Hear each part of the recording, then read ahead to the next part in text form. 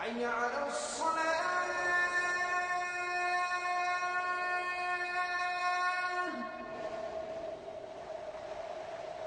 حي على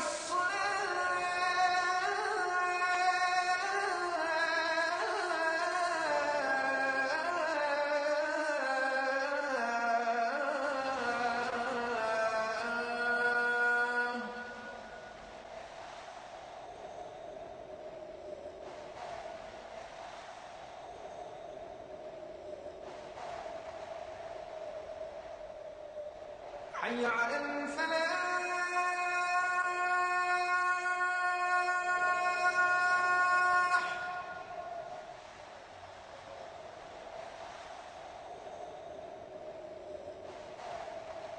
حي على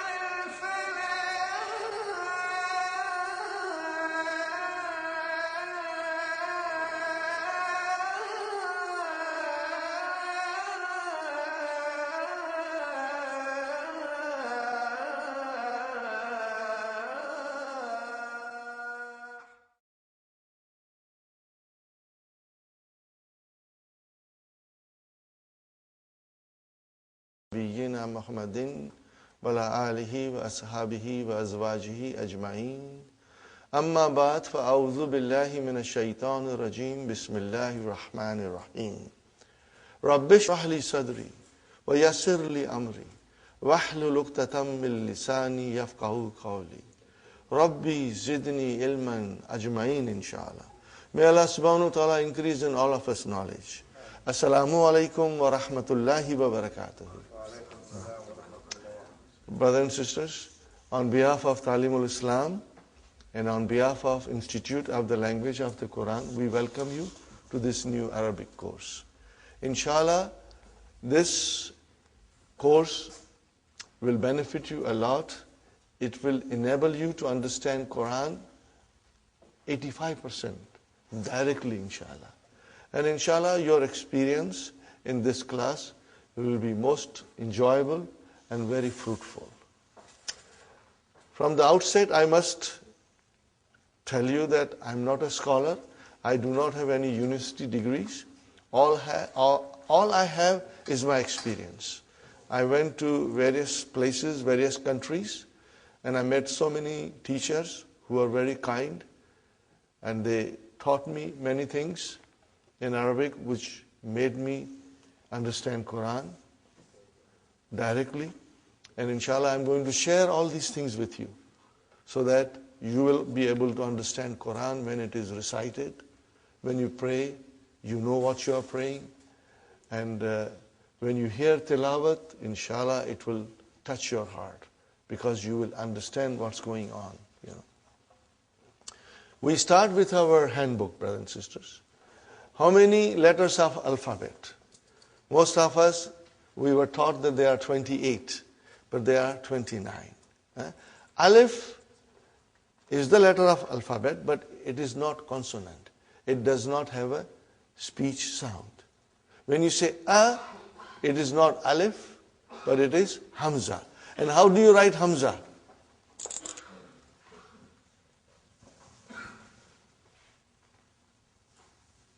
Are you with me? This is Hamza, brother. Then what is this alif doing here? It is Hamza's chair. Hamza is very delicate. She needs a chair. Okay? So here is alif is the chair for Hamza. Sometimes waw will become a chair for Hamza.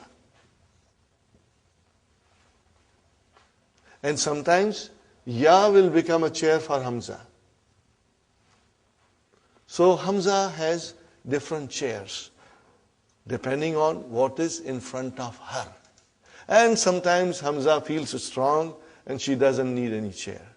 So there are many rules, spelling rules for writing Hamza that slowly we will learn. You do not have to worry, brother. And I must tell you something, that if you do not understand everything today, brothers and sisters, don't worry. Because tomorrow when you come to class, inshallah, you will understand better. And third day, your understanding will be very strong. And after 1 week, you will say to yourself, I knew this all from my childhood. Okay? Inshallah, you'll get stronger and stronger. So, brothers and sisters, we have to remember, okay, alif is used for elongation. How many? Okay, now in the handout, the next thing is, in English language, there are 8 parts of speech. We know that, and they have been given here. Noun, pronoun, verb, adjective, adverb, preposition, conjunction, and interjection. These are the 8 parts of speech. How many parts of speech in Arabic? 3. Noun, verb, and particles. Harf. Okay? So, brothers and sisters, how come there are 8 in English and 3 in Arabic? But the noun in Arabic also includes pronoun, adjective, adverb, and interjection. They are all covered in this category of noun. So we have to remember. So in fact, they are same as in English, but we do not have 8, but instead of 3. Okay? When we say pronoun, there is a word for pronoun in Arabic, which is damir, but it still comes under the category of noun. This is just a general idea, brother. You will, inshallah, as we go along, you will notice that, inshallah. The next thing is, brother, the letters of alphabet. Okay, brother and sister, and as we said, there are 29 letters of alphabet, out of which 28 are consonants, and alif has no speech sound. When you say a, it is the sound of Hamza. Now, how many vowel signs, brother, in Arabic language? Only 3. Dhamma, Fatha, and Kasra. Are you with me, brother? Dhamma, Fatha, and Kasra. Now remember, these are short vowels. Okay, they are short vowels. So if I say to you, if I write like this, what will you say? Bu, short, bu. If I write like this, what will you say? Ba, short vowel. And if I say this, then it is bi, short. Now in order to do elongation, I put here alif. Now you see, the job of alif is to elongate. Now this is ba. And then I put vav here, and it is bu. And if I put ya here, it is bi. Are you with me? Now, there are there are 3 vowel signs. Dhamma, Fatha and Kasra only. And there is a 4th thing we must understand, and it is called sukoon. Are you with me, brothers and sisters? There are many ways of writing sukoon. Sometimes it is like a tiny circle. Sometimes they write like this. But I prefer tiny circle because it's better when you want to understand properly. Okay. Now, sukoon is not a vowel sign. Sukoon is not a vowel sign. What is sukoon then? Sukoon tells me that there is no vowel sign on the Arabic letter. Are you with me, brother? Okay. Where is the vowel sign here? On ba. What is on vav? It's a sukoon. Why? There is no vowel sign. There is no vowel sign. Okay. No, this you never write. You never write. But you understand. If I say ba, where is the vowel sign? Ba. On the ba. What is on alif? There is a sukoon. We don't write it. But there is a sukoon. We don't write it. And what about B? Where is the vowel sign? On the B. What is on the ya? A sukoon, because there is no vowel sign. Now these things are to be remembered. And even if you forget, don't worry, because I will be repeating these things often. You know, some of you will, when we go a little bit deeper in the course, all these things will come to you. Okay? So you don't write it. You don't write it, but it is there. Okay. I give you another example, brother.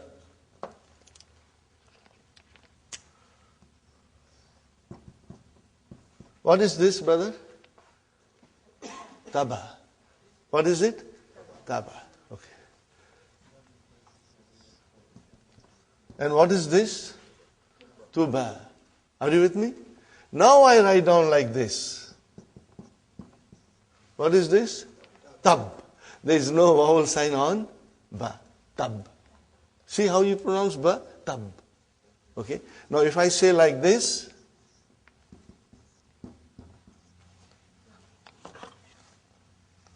what is now, brothers and sisters? Tub. Tub. Here it was tuba, and here it is tub. So there is a sukoon on ba. If I write like this, brother,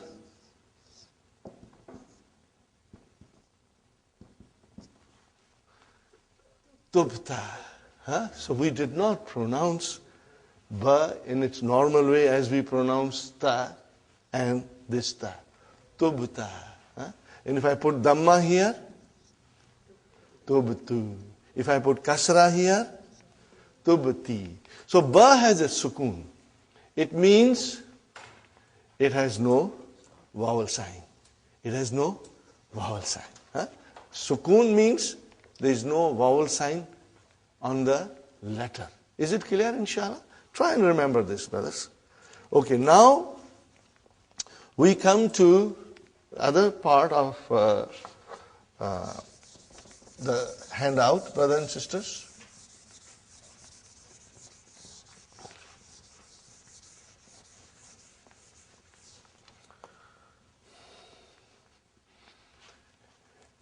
The noun is either definite or indefinite. Sahih, brothers and sisters? Either it is definite or indefinite.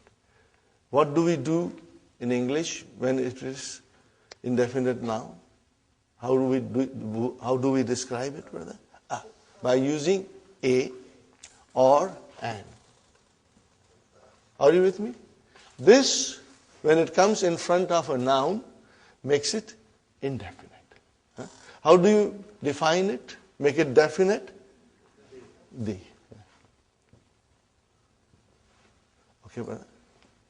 Now, In order to define an indefinite noun in Arabic, we do not have anything similar to this.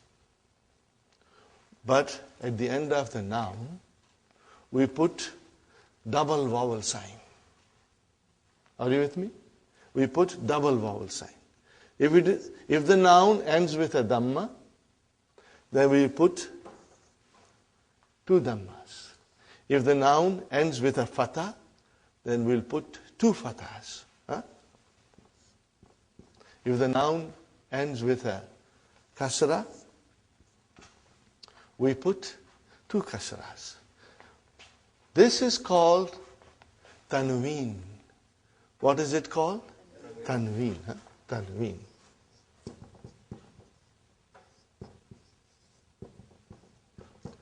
Tanween tells us that the noun is indefinite. Are you with me? Tanween will tell us that the noun is indefinite. If I say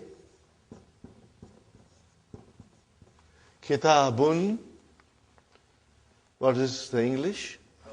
A book. A book. A book. If I say kalamun, a pen. If I say baytun, a house. Sahih, brothers and sisters?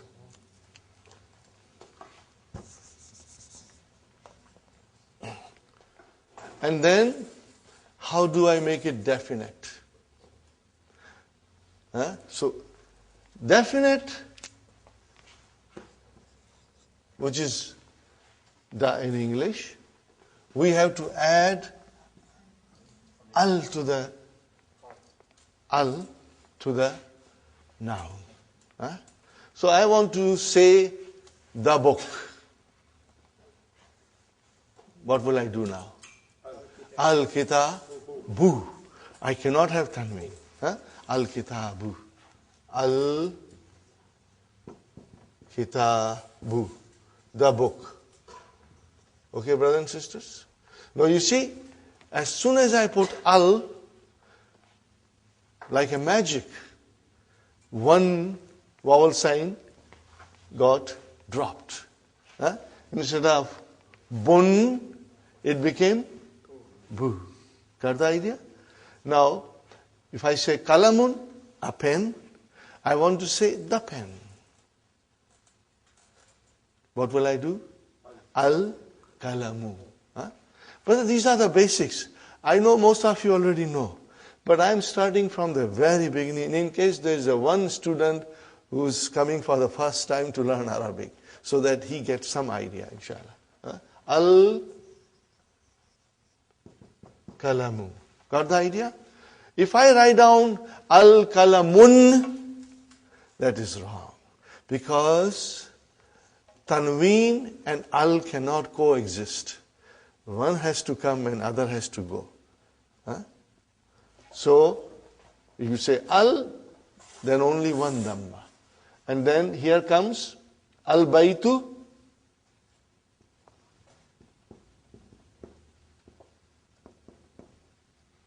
Okay, instead of baytun, it became al-baytu, means the house.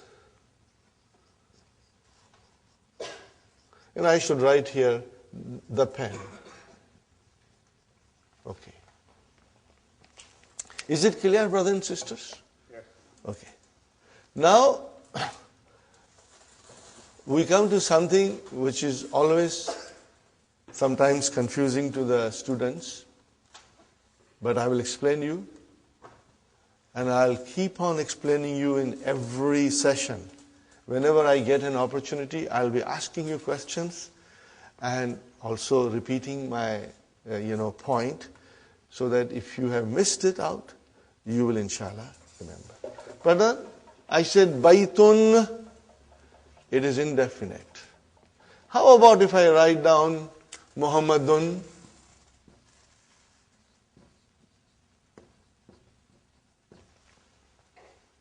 There is a tanween there, which always tells me that the noun is indefinite. But what about Muhammadun? Is it definite or indefinite? It is definite. Brother, how come? Tanween means indefinite, and now you say Muhammad is definite. Yes, you are right. Why? Because Muhammad is a proper noun. All proper nouns are definite. When you say Muhammad, it doesn't mean any Muhammad. It means one particular Muhammad. If I say Ali, brother, how do you write Ali? We always say Ali, but truly speaking, Aliyun, brother. See Tanween? Now Tanween is normally the sign of a noun which is indefinite. But in the case of proper nouns, the Tanween doesn't make any difference.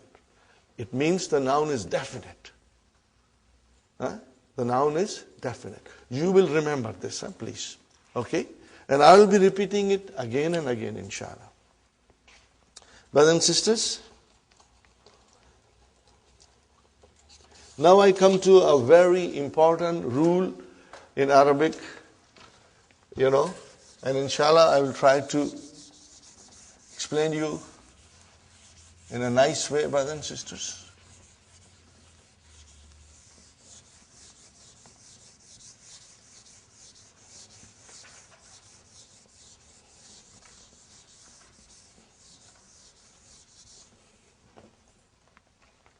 The beauty of Dr. Abdur-Rahim's book, brother and sister, as I said, I admire it and I always mention it, and soon you will also feel the way I feel it, Every lesson is designed in a way to teach us something.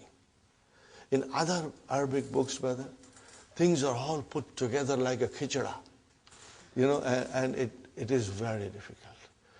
On the first or second or third page of any other Arabic book, you will have verbs coming in present tense and past tense, brother, and long verbs, So everything is brought together, and it is extremely confusing. It's not confusing to the person who already knows Arabic, but it is confusing for us. Okay. So what Dr. Abdur-Rahim has done, that in his first book, his emphasis is on only noun. We are learning nouns in the first book. There are only 4 verbs. 1, 2, 3, 4. 4 verbs mentioned in book 1. Okay. Then when we go in book 2, brother, then the verbs will come. And Dr. Abdur-Rahim's method is this, that he teaches you one thing properly. Okay. But then when the verbs will come, they will come in wholesale. You'll have verbs coming from everywhere, But by that time, we'll be prepared. But my, method is, and I found it very rewarding, producing good results, that we will do some verbs on our own, which are not mentioned in the book.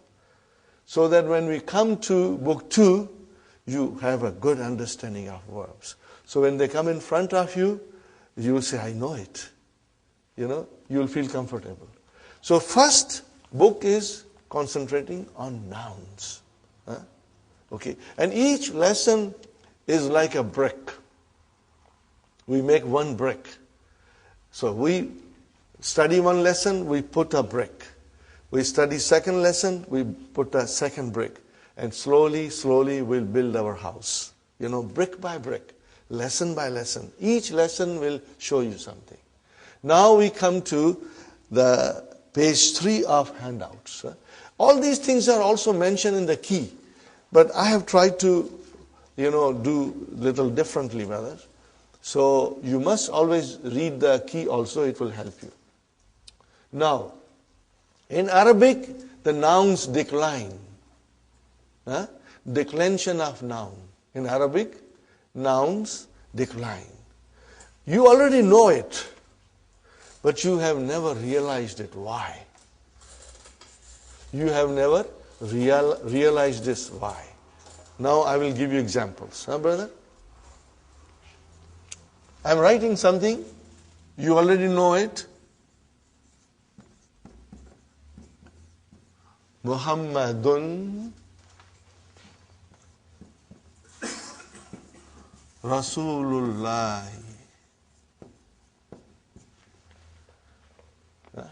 What is the English, brother? Muhammad is the messenger of Allah. Very good, brother. Then I say to you,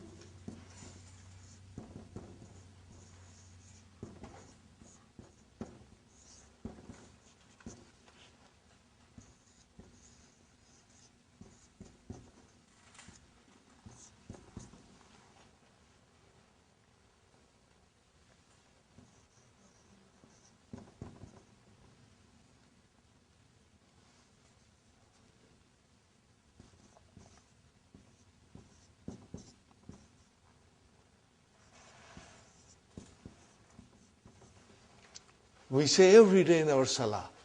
What do we say? Ashhadu anna Muhammadan. Brother, why Muhammadan?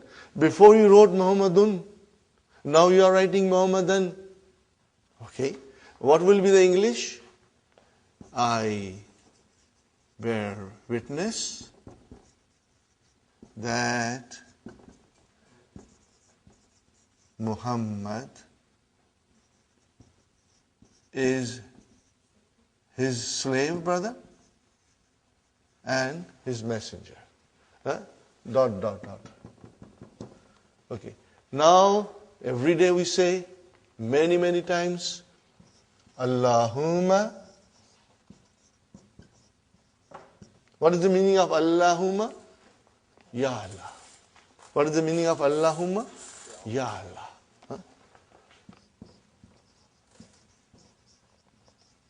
Allahumma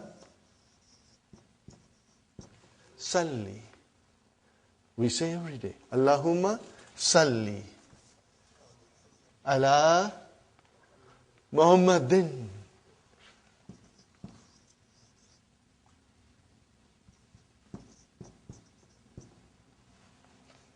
Oh Allah, send your blessings on Muhammad.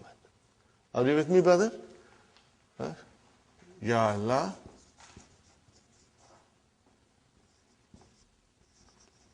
send your blessings on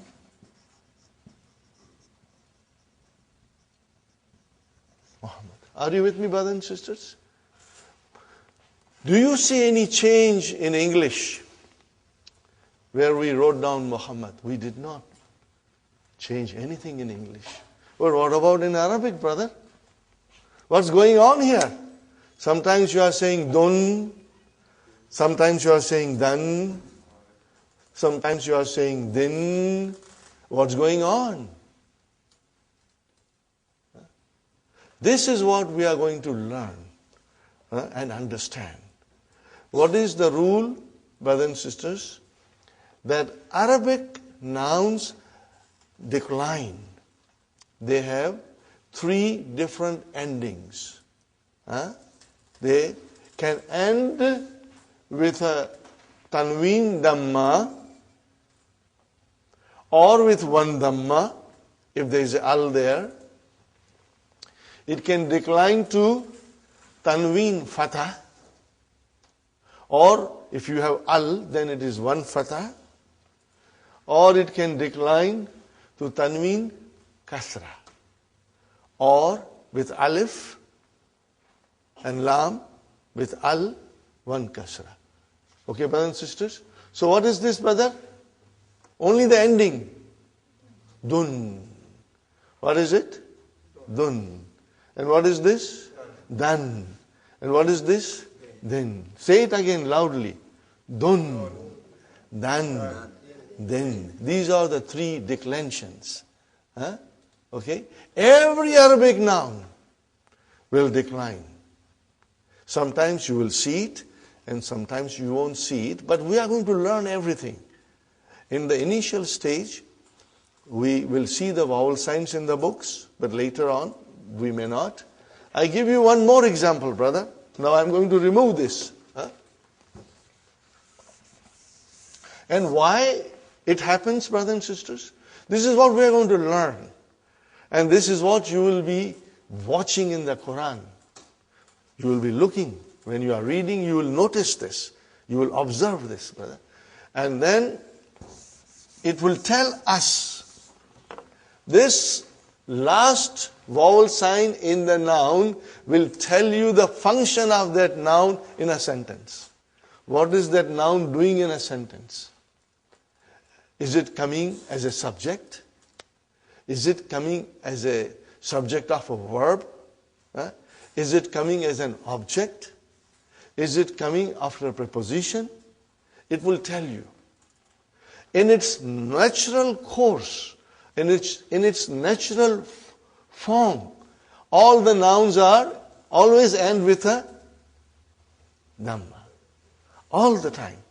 They change when something happens in the sentence. When they perform a different function in the sentence, then they change, brother. Give you one more example. You know all these things, but you never knew why. And this course is going to teach you, brothers and sisters. Okay. I will write down here. What did I write down, brother? Allahu. Is it definite or indefinite? It is definite because al is there. No tanween. Because al is there, no tanween. What do you see at the end? Dhamma. Dhamma you see, okay? Allahu Ghafurun Rahimun. Sahi? Okay? See, Ghafurun, indefinite. Rahimun, okay? Fine. Then I write here,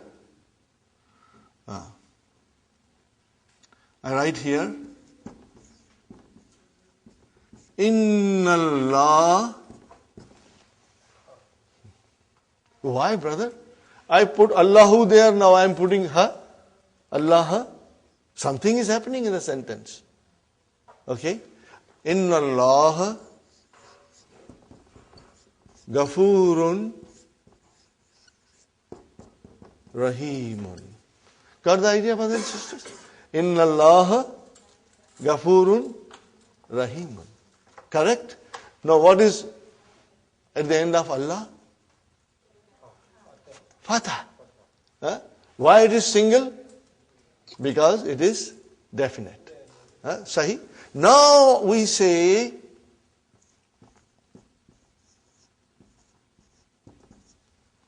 A'udhu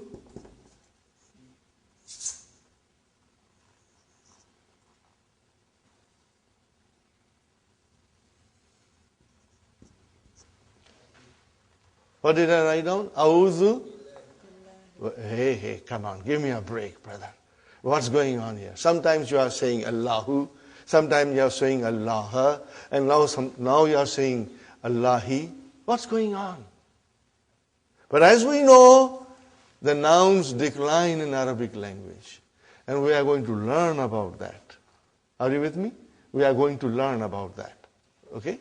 And let's learn the terminology now. The terms. If the noun, brothers and sisters, look at carefully. If the noun ends with a dhamma, be it a tanween or one, it should end with a dhamma. Be it a tanween or a single dhamma. It is called marfu. What is it called, brother? This you will have to memorize. Marfu. Are you with me, brothers and sisters? If the noun ends with a dhamma, you will call it marfu. You will say the noun is marfu. Okay? What do you call it in English? You will call that it is in nominative case. Brother, if you are comfortable, we will use some English terms, but later on you will be most comfortable with Arabic terms. Marfu is nominative case.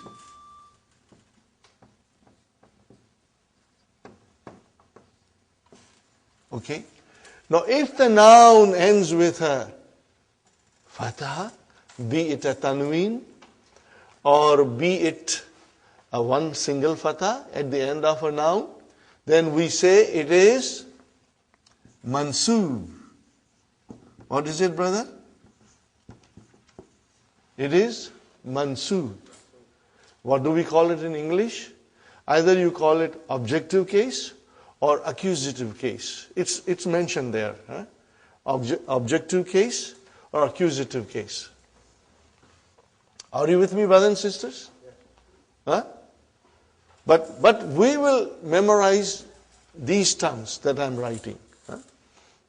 Now if the noun ends with a kasra, be it a tanween or one, we will say the noun is majroor. Not majboor, majroor. Okay? Majroor, majroorun. Are you with me? And in English it is called genitive case. I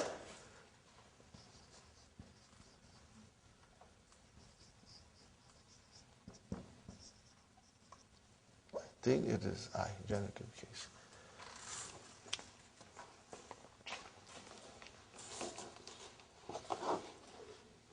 Yes, it's genitive case.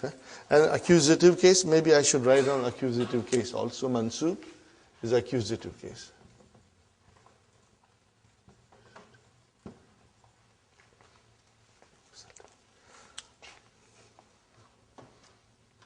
Okay, brothers and sisters? So today, you must memorize marfu, mansoob, and majroor. We will repeat it every day. And brothers and sisters, this thing will stay with you all the time when you are reading Qur'an. It is in the back of your mind that the nouns can be marfu, according to the function it performs. It can be mansoob or it can be majroor.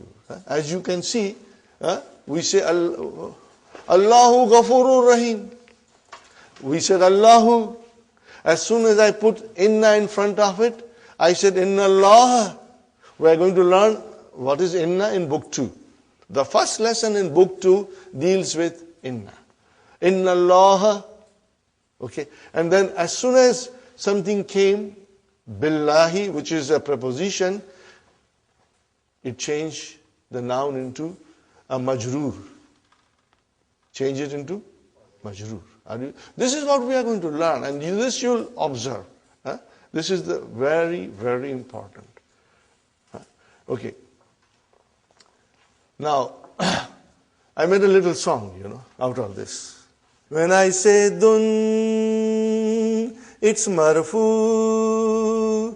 When I say dan, it's mansoob. When I say din, it's majroor. When I say dun, it's marfu. When I say dan, it's mansoob. When I say din, it's majroor. Therefore, dun dun dan dan din din, dun dun dan dan din din, dun dun dan dan din din, dun dun dan dan din din, dun dun dan dan din din, dun dun dan dan din din, dun dun dan dan din din, dun dun dan dan din din. One more time. When I say dun, it's marfu. When I say dan, it's mansoob. When I say din, it's majroor. Therefore, dun dun dan dan din din, dun dun dan dan din din, dun dun dan dan din din, dun dun dan dan din din.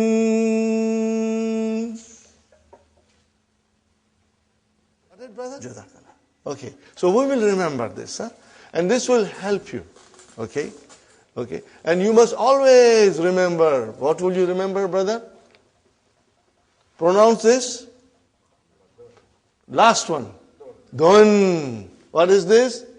Dan. And what is the next one? Then. In short, dun dan din. What is it? Dun dan din. That is the way the nouns decline in Arabic. Dun dan din. Okay? Now I compose another song, but I have to, because I'm not a musician, but sometimes I get that inspiration and I do it, you know. Maybe later on I will, inshallah. To refresh you, again I will do it, inshallah. Are you with me, brothers and sisters? So 3 pages from the handout. Huh? Now we go to the main book. Brother, we go to the main book. Ad-Darsul Awwal. Okay? Haza. What is, sister, the blue book? Yeah? Blue book, lesson 1. What is the title? What is the title? Haza. We are learning Haza. What is Haza, brother? Most of you know the meaning. What is it? This. Huh? Haza means this. Okay, but write down near there in your book. Huh? Just write down, brother. What is Haza? It is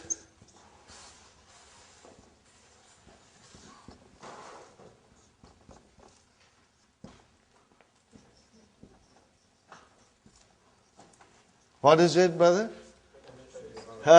This is a pronoun. And pronoun is a noun.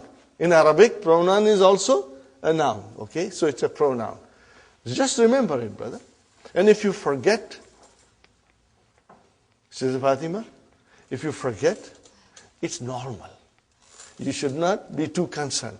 Because we will be repeating it so many times in the class that it's going to come out of your both ears. Okay? So it is demonstrative noun. What do you call it in Arabic? Ismu ishara. Huh? Those who are familiar with Urdu, they will find the course very easy. Huh? Huh? Brother? Ismul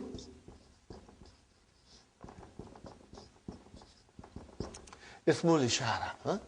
We will be repeating it. Right now I'm, throwing these things at you. But please do not be gabarified, because we will be repeating them. And it will, inshallah, become part of your vocabulary and part of your memory, inshallah. Huh? Haza. Are you with me, brother? What is haza? It is a demonstrative pronoun, which means it's a noun. Are you with me? Okay. And then in Arabic we call it ismu ishara. We call it ismu ishara. Okay? Inshallah. Now, these are the sentences, simple sentences we are studying. And I'm not going to go in detail, but very soon we'll go in detail, because ours is an intensive course. We will be moving at a steady pace, brother. Huh? Now, as you know, you are all supposed to read. Huh? You must know how to read, and you will be writing all these things in your book. And the more you read and write, you will become stronger, brother. And in the class, if you are a team of husband and wife, it's a great thing, because you can go home and read to each other and discuss with each other, and it will help. Every day, brother, you got to do your homework.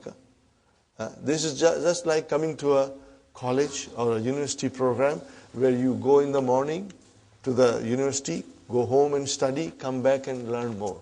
So our course is like that. If you will work hard, you will succeed. If you won't, then it will be a problem. Okay. What is the first? Hada baytun. What is it? Hada baytun. Now, normally, when you speak, you do not say baytun, you say hada bayt. Just like in Qur'an, when you stop, you give a sukoon. But for our course, we will repeat dun, dan, din, we will repeat because we want to understand properly. But those who speak Arabic fluently, just like us, we speak English fluently. But do we know the grammar? We don't know the grammar.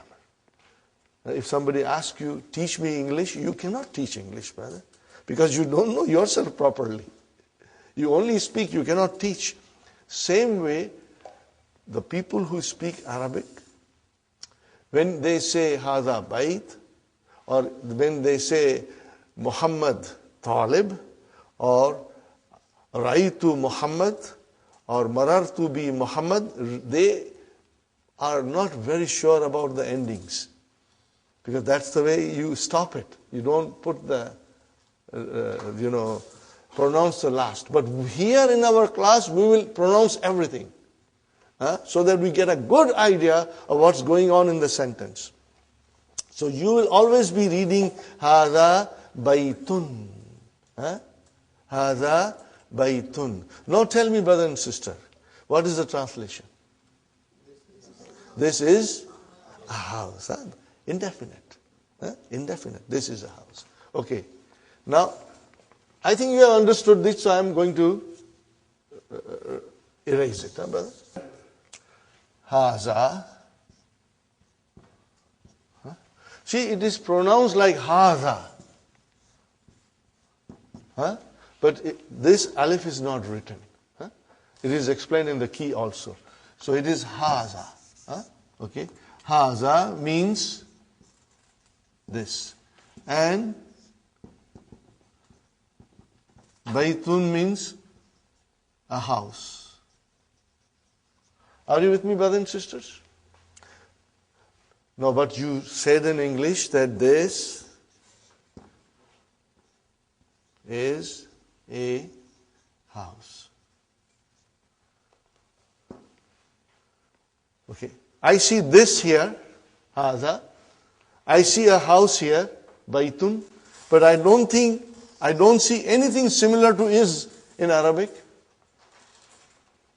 Are you with me when I explain? Brother Muhammad? You say this, which is equal to Hada, and you say a house, Baitun. What about is? So what is? Okay, we go to English grammar. Is, are, and am, these are linking verbs. In English, we call it copula. Copula verbs. Brothers and sisters? They are intransitive verbs, but I will not go in detail in intransitive. But they are called copula verbs. It means they are linking verbs.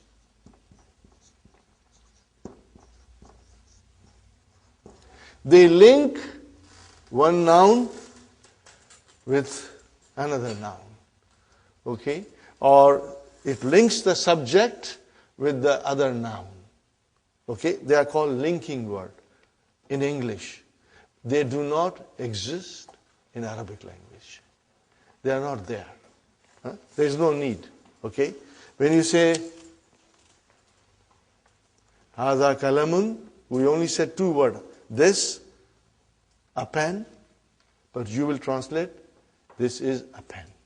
But in Arabic, what will you say? Hada kalamun. You will say Hada kitabun. There is no is or am or are in Arabic. So you have to keep that in mind. And what are they called in is, are, am are called in English grammar? Copula verbs. Yes, brother.